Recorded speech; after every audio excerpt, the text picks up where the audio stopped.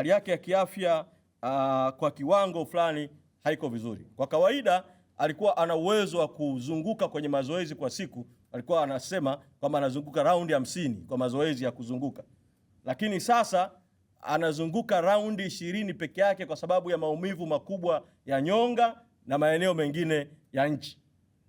Tumwombee mwenyekiti Tundu Lissu, tujitokeze kwa wingi kumwona mahakamani atakapoletwa tarehe 10 mwezi Agosti.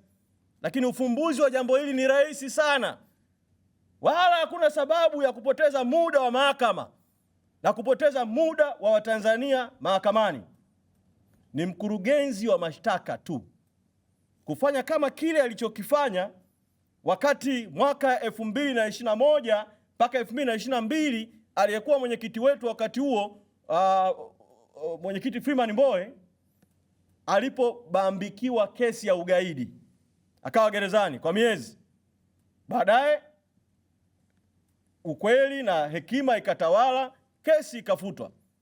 Sasa ukweli huo huo na hekima itamalaki hapa.